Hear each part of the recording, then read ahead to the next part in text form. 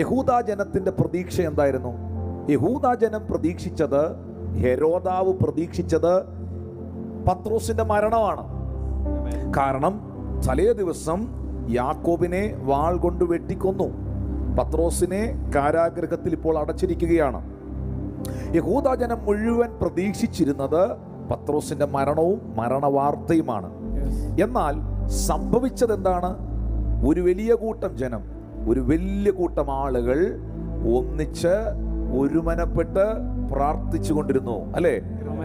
പ്രാർത്ഥിച്ചവന്റെ പ്രതീക്ഷ അവരുടെ പാസ്റ്റർ, അവരുടെ അപ്പോസ്തലൻ, അവരുടെ ദൈവദാസൻ വീണ്ടും ശുശ്രൂഷയിൽ സജീവമാകും. ആ മനുഷ്യനെ മരണത്തിന് ഇപ്പോൾ ദൈവം വിട്ടുകൊടുക്കത്തില്ല, ശത്രുവിന് വിട്ടുകൊടുക്കത്തില്ല. അതായിരുന്നു പ്രാർത്ഥിച്ചവരുടെ പ്രതീക്ഷ. യഹൂദന്മാരുടെ ഹെരോദാവിന്റെ പ്രതീക്ഷ എന്നായിരുന്നു? 11-ാമത്തെ വാക്യത്തിൽ അങ്ങനെ എഴുതിയിരിക്കുന്നത്. ശത്രുക്കളുടെ പ്രതീക്ഷ എന്നായിരുന്നു? പത്രോസിന്റെ മരണം, തകർച്ചയായിരുന്നു.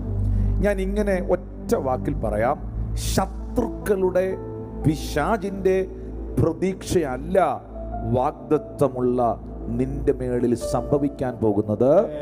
ദൈവം നിന്നെ കുറിച്ച് ചിലത് പ്രതീക്ഷിക്കുന്നു.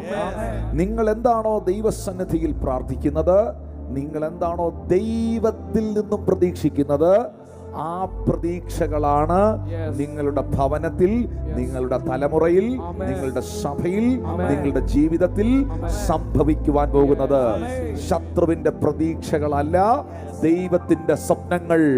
മാനസികമായ ചില സംഘർഷങ്ങളിലൂടെ കടന്നു പോകുന്ന പ്രിയ ദൈവ മനുഷ്യനെ, പ്രിയ കുടുംബമേ, പ്രിയ സഹോദരനെ, കർത്താവിന്റെ ആത്മാവ് നിന്നോട് അറിയിക്കുന്നു, ശത്രുക്കളുടെ പിശാചിന്റെ പ്രതീക്ഷകളല്ല നിന്നിലും നിന്റെ കുടുംബത്തിലും ശുശ്രൂഷയിലും സംഭവിക്കാൻ പോകുന്നത്. ദൈവം നിന്നിൽ ചിലത് പ്രതീക്ഷിക്കുന്നു. താങ്കളും പ്രതീക്ഷയോടെ ചിലത് ദൈവത്തോട് പ്രാർത്ഥിച്ചിട്ടുണ്ട്, പ്രത്യാശ വെച്ചിട്ടുണ്ട്. അതാണ് നിങ്ങളുടെ ജീവിതത്തിൽ യേശുക്രിസ്തുവിന്റെ നാമത്തിൽ സംഭവിക്കുവാൻ പോകുന്നത്.